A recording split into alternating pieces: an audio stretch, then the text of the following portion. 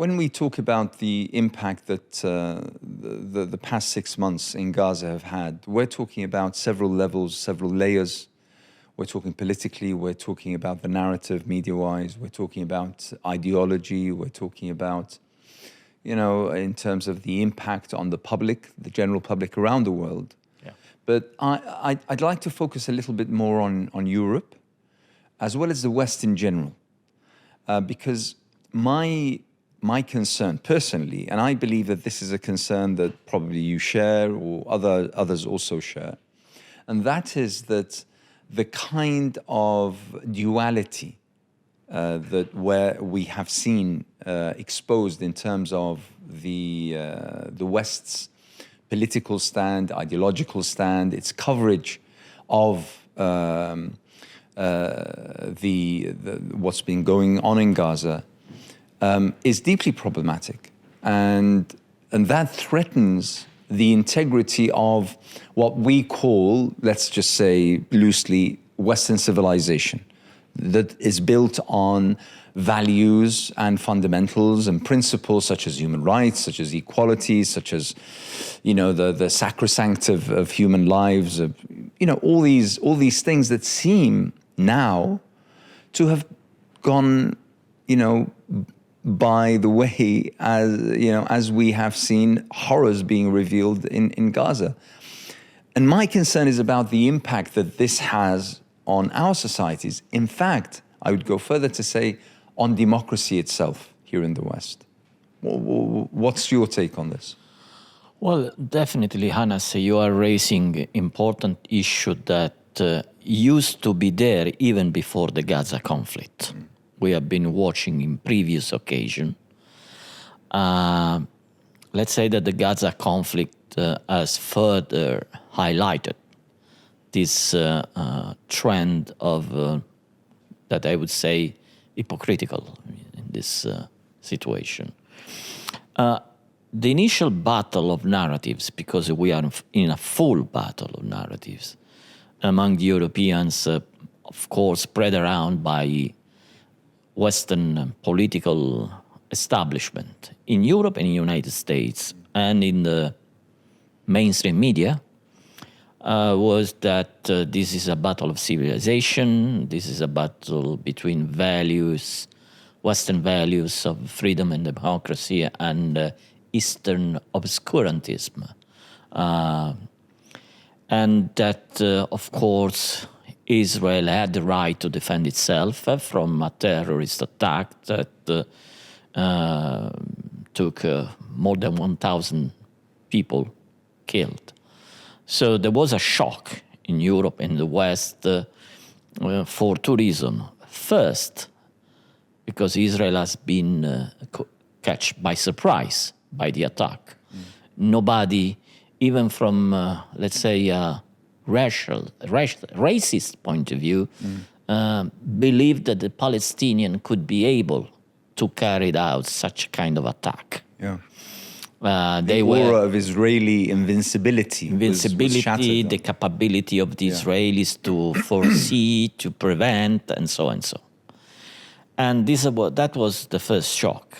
The second shock was the entity of the casualties, because we were accustomed to see minimal casualty on the Israeli side and huge casualties in the Palestinian side. So that was the beginning. And even in the political discourse that was carried out by political leaderships and media, there was a few steps. The first question usually asked, do you condemn Hamas for what he did? And that was basically the end of the story. Then the way that the issue was dealt with was that everything had started on October 7. There was no October 6, October 5th, and so and so. Yeah. And there was no possibility to argue, because the level of the killings from the Israeli side was so high that in a way, and it was high, it was horrible, that was so high that the necessary consequence was to shut down the debate.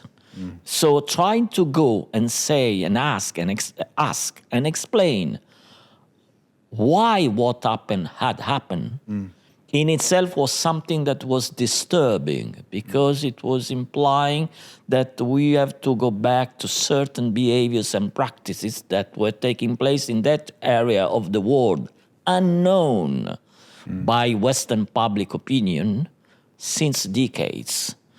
Because the fact that there was an occupation that was going on for more than 5 decades, and this occupation was brutal, was a vexation, was a humiliation, a daily humiliation, was something that was not quite focused and well present in the mindset of the European public opinions, for the simple reason that was not covered.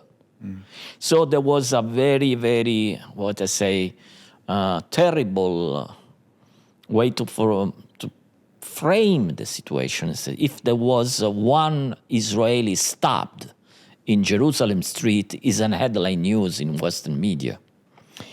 But if you have a Palestinian teenager shot and killed on a checkpoint in West Bank, that is not a news that deserved to be covered.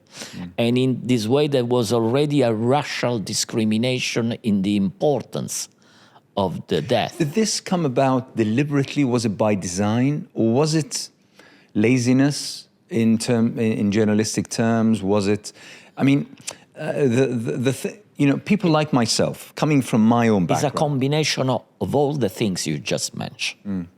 I do not have the raw data in order to say for sure, confidence for sure is this or right. I tend to see a mixed of a combination of it, but this is not a justification. Of course not. So because we have a very, very evident example a couple of months ago from the coverage, for example, that the BBC gave to the ICJ hearings on the accusation that bring upon by South Africa against Israel on genocide, where the BBC, they give full coverage of Israeli presentation and gave a very, very and as far as I know, I think in a parliamentary committee. There was a parliamentary committee investigation. The head of the BBC said that was a mistake. That was a mistake. So when someone comes to me of this professional side and say it was a mistake, come on, you are the BBC. And basically, if you are fair, you should give the same amount of time to both. And if you do not do that, it means there's something that is not working. So sometimes I wonder why the mistakes are always done on the damaging the Palestinians. Not the other side. Not the other side. Not the other side. This is suspicious, but honestly, I cannot say that this was a deliberate intent. And the thing is, I agree absolutely with what you say, and the kind of shock that reverberated around the world, and I'm talking about the Western world particularly, as a result of what's happened on the 7th of October, the level of the kind of anger that was expressed and the kind of bewilderment almost that was expressed, I recall myself, watching the news, seeing the statements coming out of 10 Downing Street, of the White House, and I thought to myself, there is going to be a huge reaction, and there is going to be a bloodbath committed. That was the first thing that came to my mind when I saw all of this. And in a way, I agree with you. The running joke became a joke.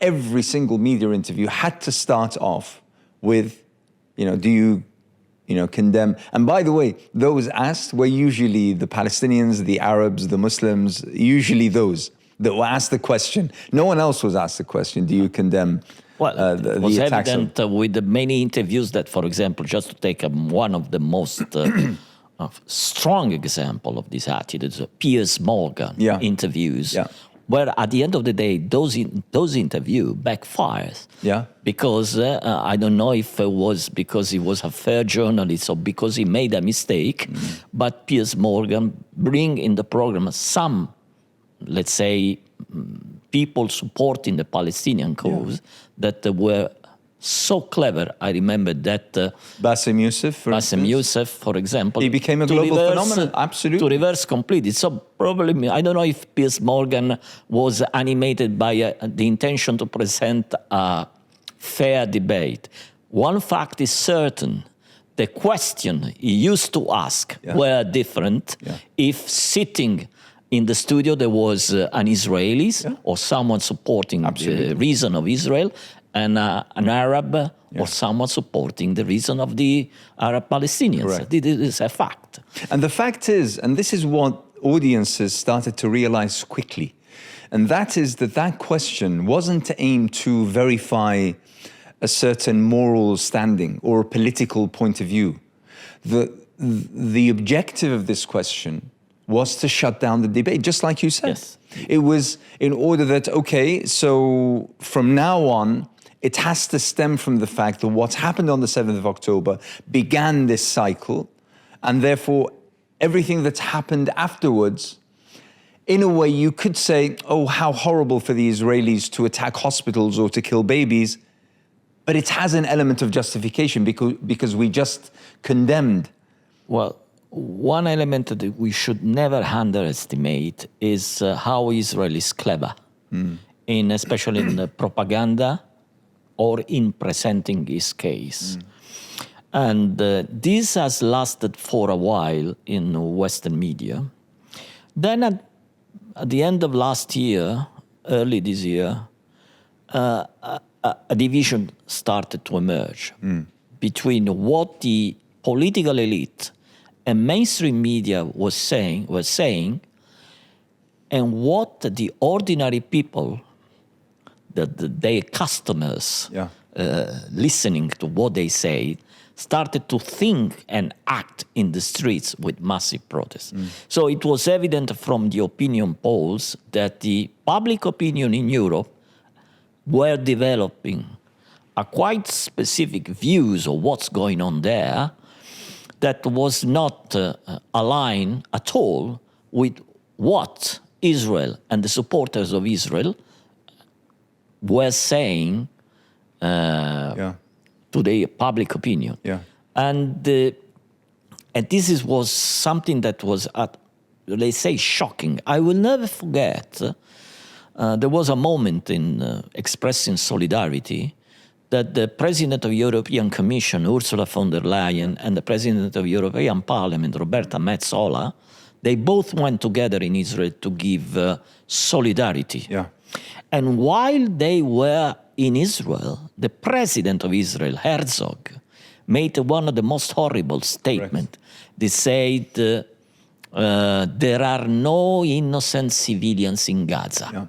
There was another minister, a minister of the government, I believe it was Gallant, that said they were human animals. So this is dehumanization. But when you have the person that is supposed to represent all the Israelis, the President of the Republic, Herzog, they say there are no civilians. All Europeans. They represent all Europeans. No, I'm talking about the President Herzog. Okay, that was saying there are no innocent civilians in Gaza. What does it imply? It implies that their killing is okay, justified. is acceptable, because they are no innocent. And they are not innocent because they are Palestinians. And you are the person, your ancestors were killed during the Holocaust for the simple fact that they were Jews. That's it. And they were killed. And you, a few generations later, come out and say something like that.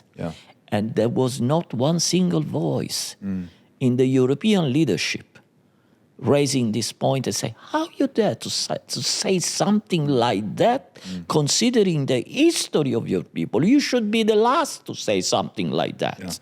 And there was the deafening silence of Ursula von der Leyen and Roberta Metsola that are supposed, for the job they have, for the institution they represent, to represent the European values, democratic values, tolerance, anti-racism, and so on, stay silent. Yeah. You could go there and say, you have all our solidarity for what happened. We are supporting you because this is unacceptable. But what you, President of Israel, just say is something that does not reflect our values. Yeah. And they stay silent. Yeah, And they continue to stay silent. Yeah. And that's something that seems to me, and this is my area of expertise, affected millions, probably even billions around the world, and specifically in the West, in America, in Canada, in Europe, Australia, and the such. A general public who was receiving daily news and information, according to the Israeli narrative for the past, 20, 30, 40, 50 years probably. And that, what you've just mentioned, that coincidence of the visit of the representative of Europe, von der Leyen, and those statements being made at the same time, but also something else which I think had also an impact, and that is that whilst Gaza was happening, when it started to happen, we were also involved in another war, which was the Ukraine war against Russia. And I recall very, very well that Ursula von der Leyen's statements in regards with that were quite measured, very reasonable, according to what we know to be international law and customs and treaties, including the question about targeting civilian populations, for instance, inside Russia, which she decried and said we have to call them what they are, and that is war crimes. So all of a sudden, what happened was there were a couple of incidents where people can actually compare, can actually draw lines and say, well, hang on, this happened, so how could this be happening? And all of a sudden, questions started to emerge. And therefore, we had this tidal wave of public opinion switch from its usual position, which is seeing Israel as being the victim, Israel as being the one who's surrounded by enemies, and this thing that it's doing to the Palestinians as a must in order to survive, with the Holocaust and anti-Semitism constantly being hammered into their consciousness, all of a sudden shift to ask questions. And those questions have become the mark of public opinion today. Well, what you just mentioned is one of the big problems these people have in managing the situation.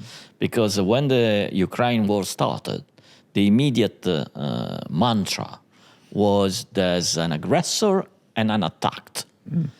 They try to shift this mantra and to apply to Israel and Gaza, trying to portray Hamas as the aggressor and Israel as the attacked. But to do that, you should start the history from October 7.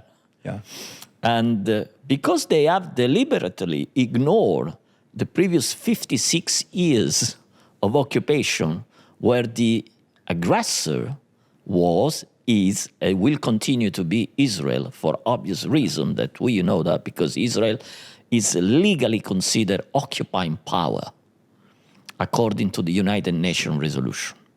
So there's also a tendency, let's say, a school within the international law, I don't know if this is consensus, that essentially said, but I didn't go in depth from the legal point of view if this is supported by an eminent numbers of jurists, that say that you cannot claim your right of self-defense if the attack that you received derives from a country that you are occupying.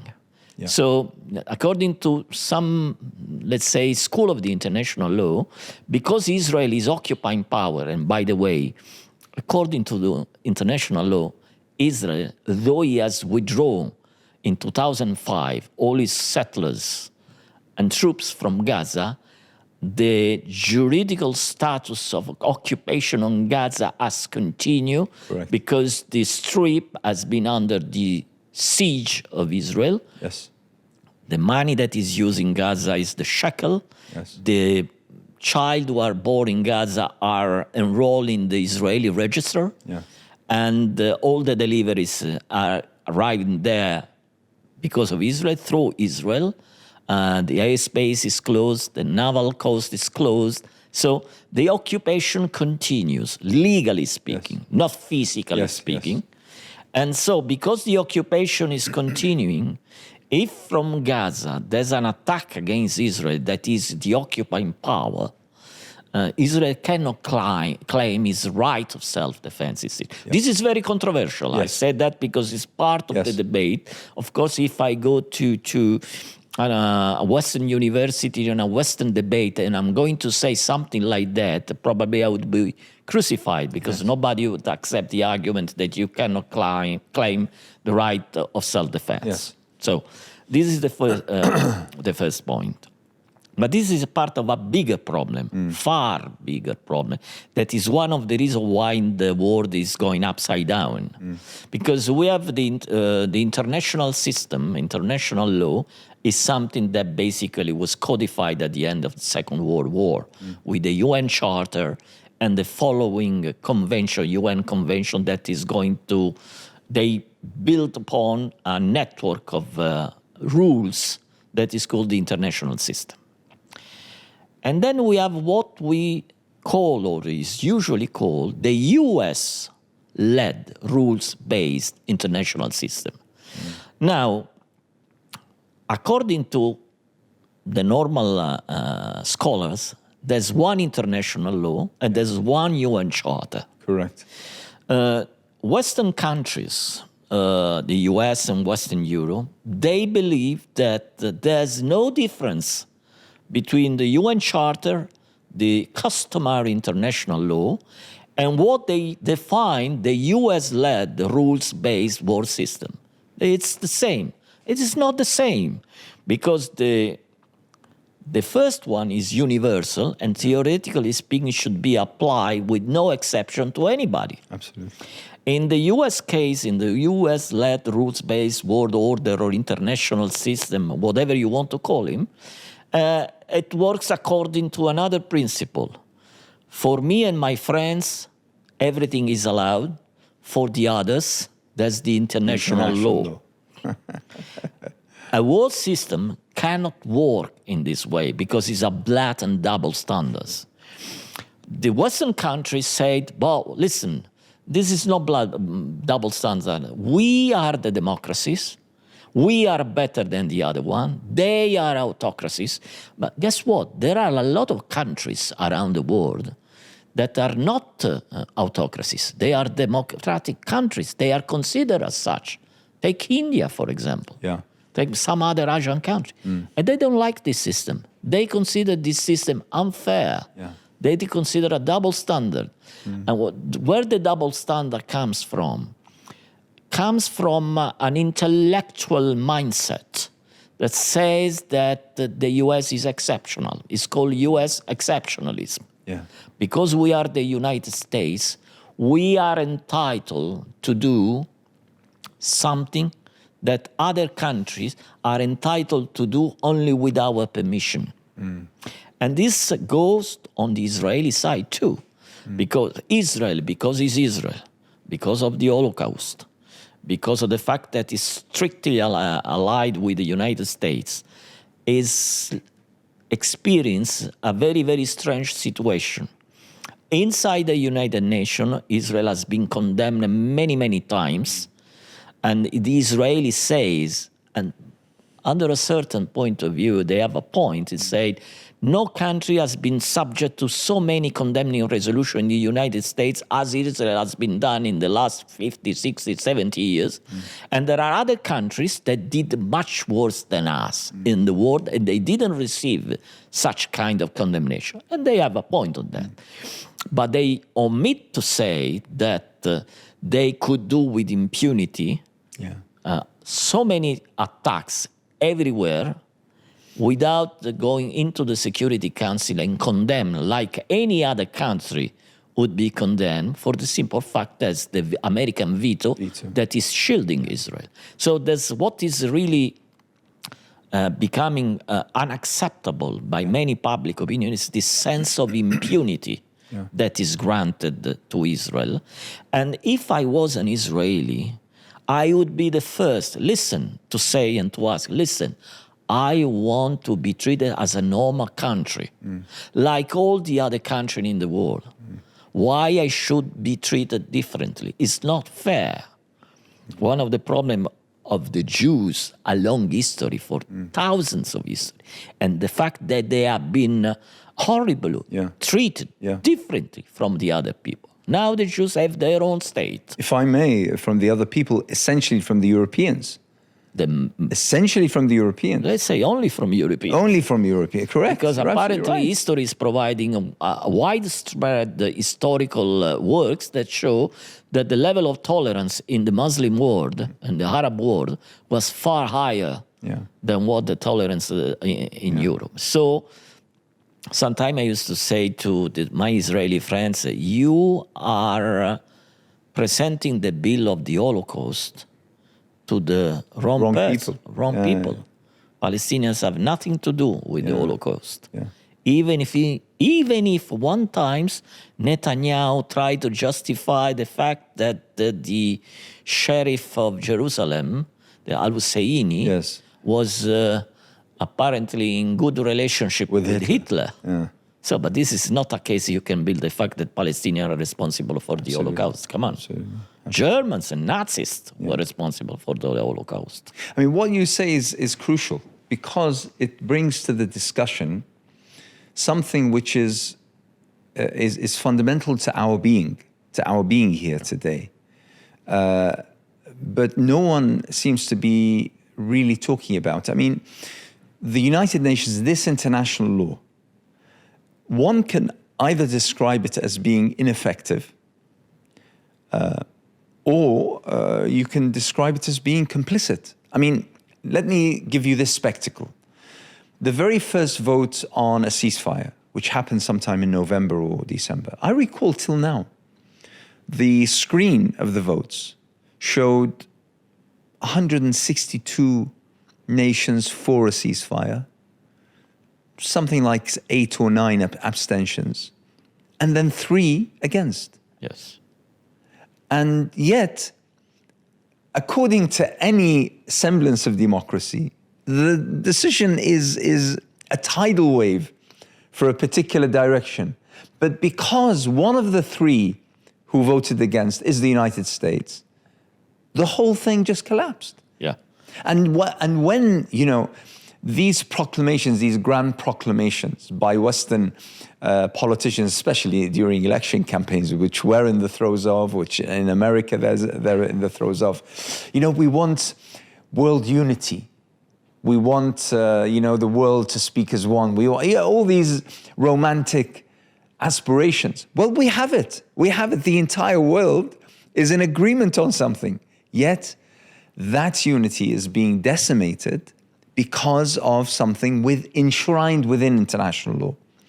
So in a way, more and more people are losing confidence in this that is called international law. And this, to me, is extremely concerning. And you're absolutely right, the point that you make to your Israeli friends.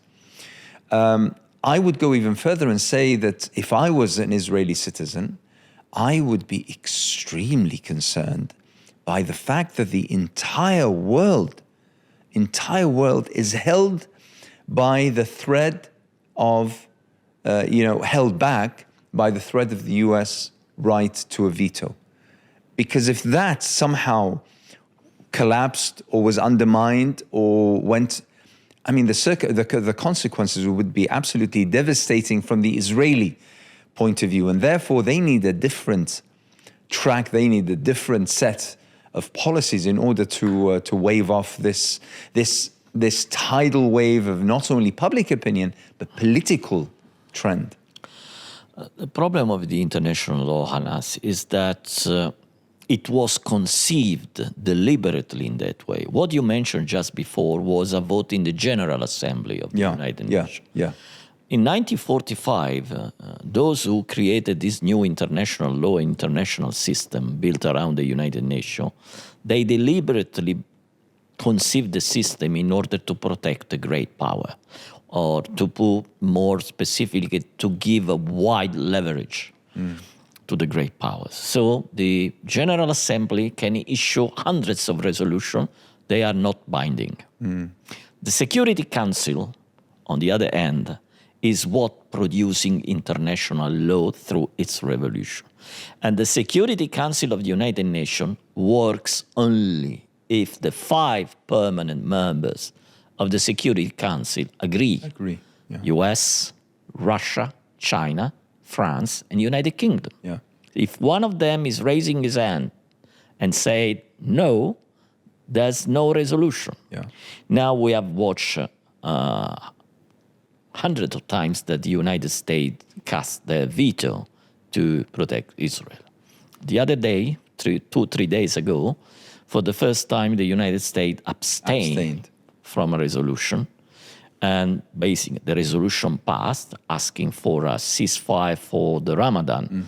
By the way, Ramadan is almost over, if I'm not wrong. It's 10 days from now. Yeah. So, too little, too late, I would say. Now, I read this morning, I watched this morning the spokesman of the National Security Council, Admiral Kirby, who now they are saying, yes, but the resolution that was approved the other day is not binding. So they should explain better why it's not binding, because that resolution is adopted under Chapter 6 of the Charter. If that resolution was adopted under Chapter 7 of the Charter, the UN Charter, the one that is linked with threat to peace and security, for sure that the resolution would have been vetoed by the United States. So in the end, that resolution was only a way by the Americans, by the administration, to send a signal to Netanyahu, hey, we are fed up with you. So on that case, we are not casting our veto, and basically there's a UN Security Council that is approved, asking for the ceasefire. Israel will ignore it. I think they will go on in attacking Rafah, I'm afraid of. But just to describe another issue, if that resolution had been approved against Iran, Syria, I cannot quote Russia because Russia would have cast his veto. You have hundreds of American spokesperson, media, and say, hey, they are ignoring a resolution of the United Nations. So once again, we are in the full double standard environment where for me and my friend, everything, for the others, that's the law. But do you see how dangerous this is? I mean, it's dangerous. It's dangerous because if the younger generation, if they lost confidence in the democratic systems, if they lost confidence. And as I believe that they already lost confidence. We should not worry ourselves if they lose confidence. They've already lost confidence. And I agree, I see that. Already lost. I see that. And the problem is that the people in charge in Western democracy, either they don't care or either they are not aware. In both cases, that's catastrophic. It's catastrophic. Yeah, and you know, I mean, one of the things that's one of the aspects I'm interested in is obviously, I mean, the young today who are asking these existential questions about who are we? Why is it that we are playing such a dominant role in world politics? You know, is this a war of identities, or is this a war for values? What kind of battle or struggle are we fighting? I mean, all these questions that are now being aired and being expressed quite openly and quite publicly. And also parallel to that is whom I would call the intellectuals, the elites, those who have an input in thinking, in intellect, in academics, in presenting cases and making them part of the future educational system, who inform then the decision makers, the politicians or the sort. And within that line, I see a huge division. Either those who are adopting absolutely and without question the Israeli narrative, or let's say the dominant official line, or those who have become quite clearly anti that particular line. So there's this side war, there's this war, the struggle that's happening on the margins. So you find, for instance, the second line was generally adopted by, the main figures were people like Noam Chomsky, like Ilan Pappé, like John Esposito, you have those kind of... Norman Finkelstein, for instance. You have that line, which now has proliferated. It's growing. One of the most seen clips over the past few months has been, for instance, Chris Hedges, yes. And other journalists who have already become part of that particular trend, that strand of intellectuals who are informing both the general public as well as decision makers. How do you see that? Obviously here in the UK, we have your colleagues, David Hurst, for instance, Peter O'Bourne, who are now huge voices within informing, like I said, both sides, the general public as well as decision makers. How do you see this evolving? This movement is growing, definitely. But I don't know if we'll succeed to change the situation. They are presenting very compelling cases, but the other side is far more structured, stronger. They have much more funds.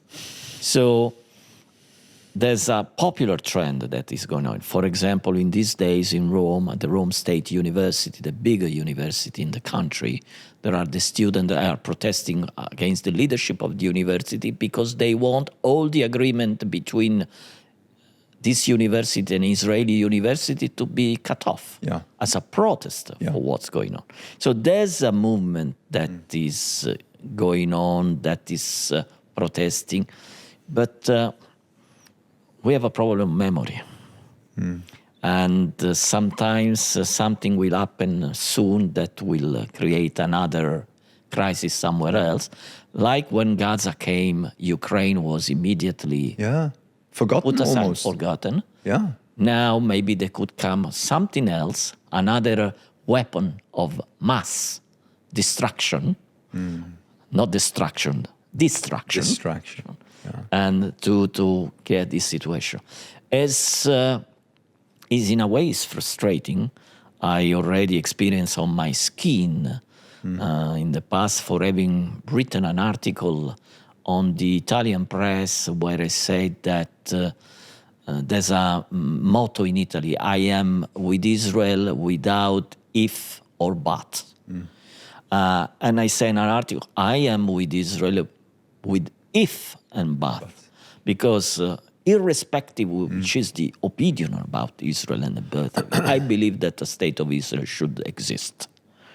I'm quite skeptical about the possibility of a single state with two people because too much blood, too much hatred has been spread around. So I don't see that in the consciousness of the people to come.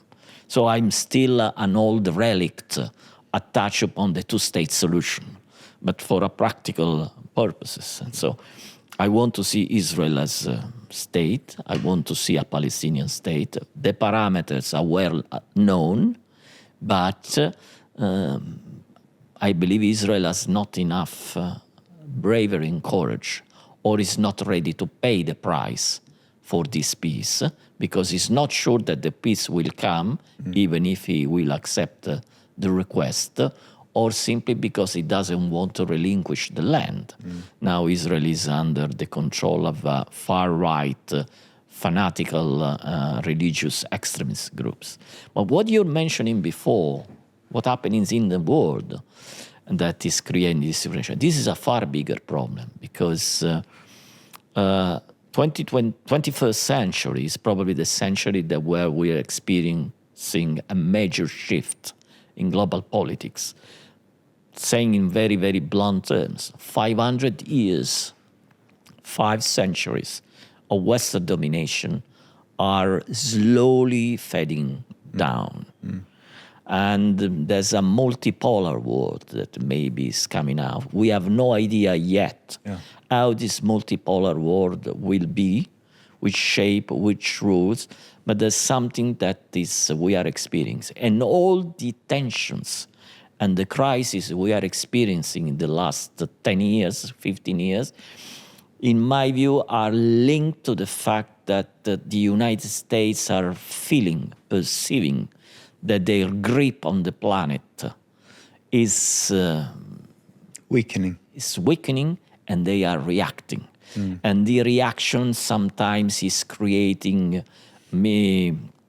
misunderstandings because the Americans are raising their defense. They see threats everywhere, even in TikTok. TikTok has become a threat to the security of the United States. Imagine, Just to give you an example. And the fact is that the Europeans, they are following them. So the war in Ukraine, in a way, has been a master plan that succeeded for the United States to bring Europe under their control, because Europe was basically leaning toward Eurasia as a concept.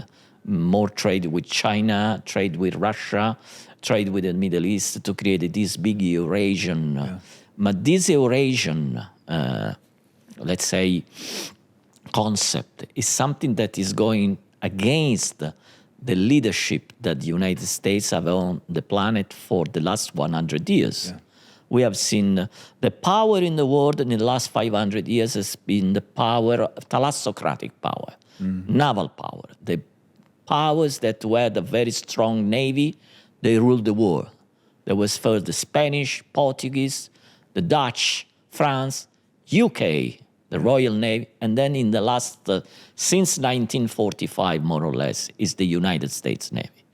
The concept of Eurasia is something that is basically destroying this power because they want to create the biggest flows of trade by land. Because they do not want, and the Chinese and the Russia, they do not want that their trade is in a way under the control of the naval power. But it's not only that. And this is something that is creating a new shift of power, a new balance of power. And the United States, instead of accompanying this, because they have still a lot of assets, they are opposing it.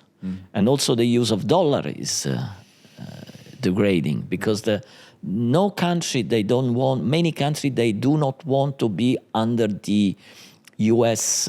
Treasury blackmail, because if you don't follow certain rules, today the U.S. financial system is still able to expel you from the global financial system. And now you are seeing countries that they are creating their alternative financial system. Russia with China, Russia with India, and so and so. And this is also witnessed by the birth of the BRICS. These 5 countries that now got, by the way, all clients of the United States except Iran, because we have Egypt, Saudi Arabia, and UAE that decided to join the BRICS. So there's, I'm not saying that this is going to create in the rest of the world, in the Middle East and somewhere, a change of alliance. But these countries, they want to have their voice, they want to have their freedom of choice.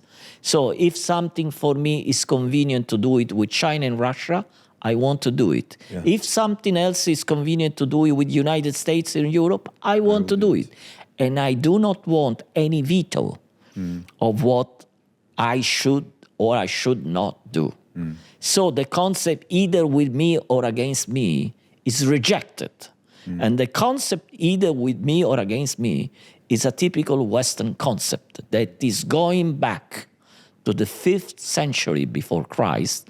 Sorry if I use the... Yeah, of course. But I'm Catholic, and history is coming. Yes, of course. So that's before Christ, when Greece, ancient Greece, used to conceive the barbarians on the other side that were the Persian at the time.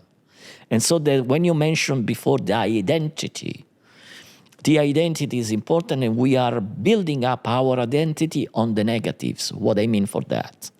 The late Edward Said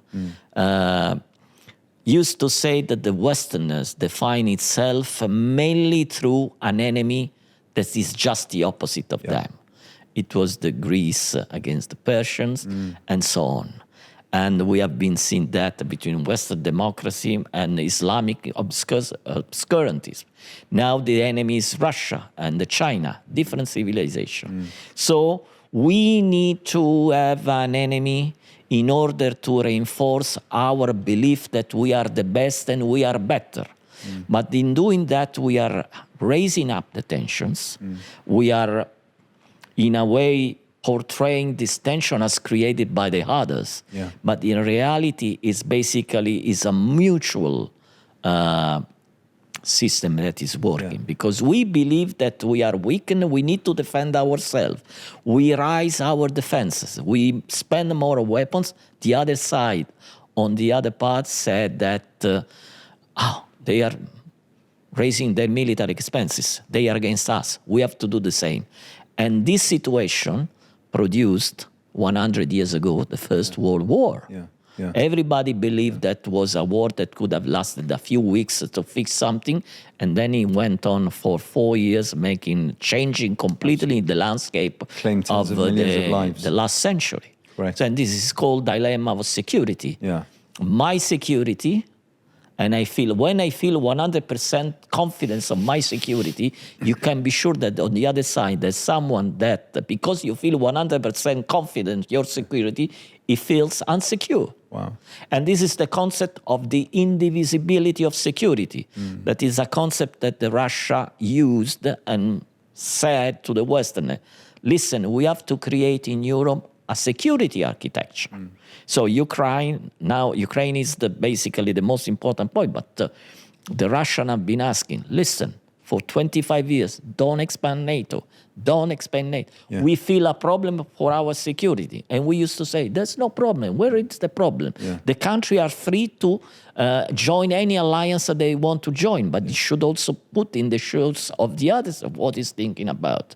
So the indivisibility of security is the concept that you cannot have absolute security, because your absolute security is going to be matched by another side that is feel the maximum of insecurity. That's the reason there's an architecture that is needed, and this architecture has not been possible to build in Europe. And by the way, they tried to build in the Middle East with the so-called Pax Americana, making a different sequence for the peace. First, we were engaged in making Israeli and the Palestinians peace, and then because of this peace, Israel could have a normal relationship with all the Arab countries surrounding. It's the concept of the Arab League peace proposal by late King Abdullah. Now the Americans with Trump tried to reverse the sequence. They said, first, we are going to make peace between Israel and the Arab country, and then we'll see if we can give something to the Palestinians. By the way, in their mindset, it was definitely everything but a state, everything but a sovereign, independent, viable state. So in other words, the Americans with the Abraham Accords, they just thrown the Palestinian under the bus. It's fascinating. I mean, the way that you've spoken about the perspective or the vision of global security, according to those means, they absolutely make sense.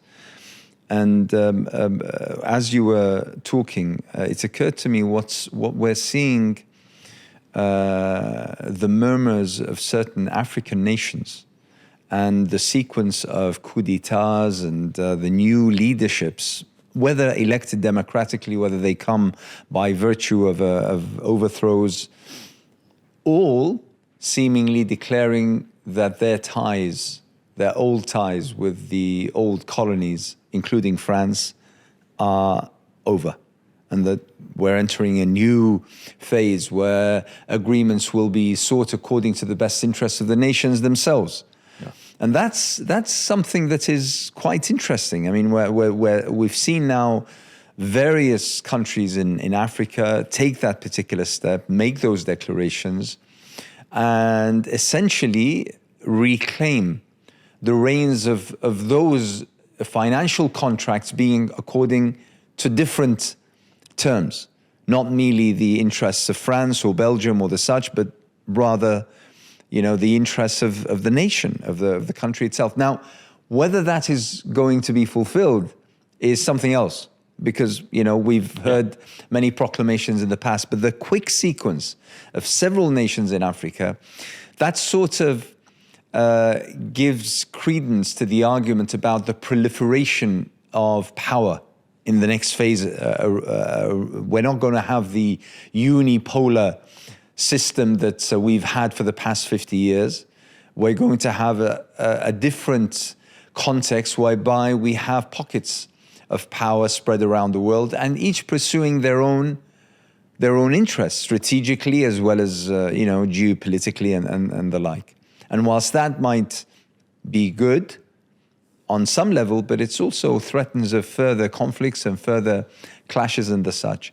And whilst we're talking about this, at the same time, we're having a crisis here in the West. I mean, we're talking today from London, the global capital of the financial world. We're talking about, if you wish, the capital of the world from which most conflicts around the world emanated. And yet, one of the biggest issues that we're talking about today in the lead-up of a general election sometime this year is whether millions of British people can feed their children or not. We're talking on such a basic level, the living crisis, the cost of living crisis, which is hitting virtually every household in the UK. It's sort of, those two pictures, you're talking on one scale, you're talking about the global picture and global strategies, but on another, in real terms, right now, this very day, millions of Brits are suffering and struggling to pay their bills, to keep their houses warm, and to feed their children. It gives an image of a broken world to an extent. It's a broken world, is a world that is going to be fragmented in blocks.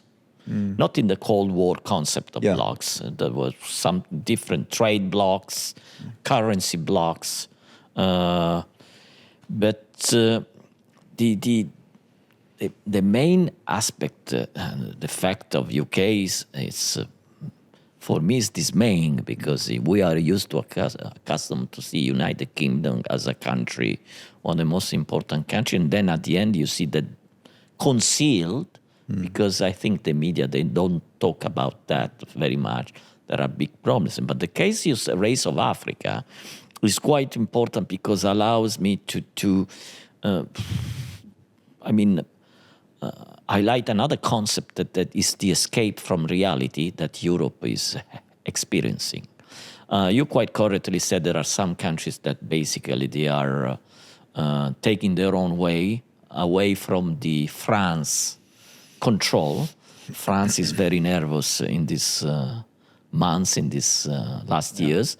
This is also reflected by the contradictory statements that once every 2 days are issued by its president. And what is happening in Africa is interesting, because on one side, there are these countries that say mainly to France, but in general to the West, listen, we don't trust you anymore. I know you have the money, you have the know-how, etc., but for too many years, this money and this know-how were not used properly. Maybe it's also our fault, but now we want to go in another direction. And we have this strange case where the real presence of Russia is not in Eastern Europe, but threatening Eastern Europe is in Africa. Correct. And at the same time, the business is Chinese. Yeah. So we have this combination that in this Africa that is going to be, I believe, if 1 or 2 billions in 2010, 2100, and we are going to have, if the problem unsolved, not 8 million Ukrainians refugees that are going to Europe. We are going to have hundreds of millions of Africans doing it. Which is the real existential threat of Europe in this case? Is Russia or is coming from Africa? This is something that I believe that European leadership are not thinking about. Yeah. They are basically working and they basically squeeze Hungary to accept a 50 billion package for Ukraine. And then the von der Leyen and a few other prime ministers went to Egypt, to Al-Sisi, and to present a package of 8 billion. Egypt has more than 100 million people. Yeah. Is on the brink of a financial default. The revenues from Suez Canal have reduced due to the Houthis attacks in the Red Sea. They blame Houthis, of course. Of course, Houthis are doing something that is not legal under the international law. But there's a very quick way to end the Houthis attack in the Red Sea, a ceasefire in Gaza. Correct. And in the last 6 months, they didn't want to have a ceasefire in Gaza because there was the complicit US and European to say to the Israeli, listen, if you succeed to get rid of Hamas, do it. Do it quickly, do it properly, and with possibly not so many casualties. And so far, 6 months later, almost, or we're already past the 6 months, and we are at a situation in which Hamas is not destroyed, is not degraded. We have no idea which is their state at the moment. We have more than 30,000 people that will reach 50,000 when they will remove all the rubbles of the destroyed building.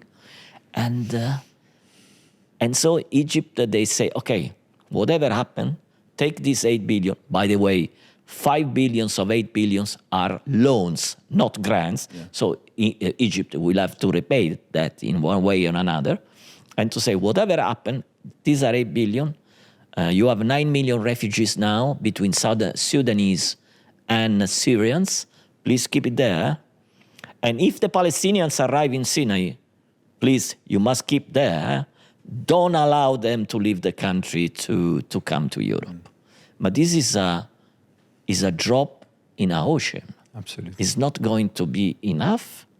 So this is the when you see that, and I'm quite concerned, the dystopic views that, and when you engage, the most frustrating elements, when you engage European leaders about that, if you are lucky enough to engage an intelligent one, you see immediately that they got the point. You see immediately their body language that betrayed they are in an embarrassing situation. They start to open the arms to look up because they clearly understand, but they are not strong enough to say, no, it cannot go on in this way. We have to change this situation. But the European leadership at the moment, there are no more European leadership. Absolutely. And there's a technocracy in Brussels that have completely taken over the political leadership. The system is going on its own. And I don't know which kind of message European people will send when on June 9 there will be the European Parliament elections. Yeah. Thank you very much. Thank you. Thank you, Anas. Brilliant as usual.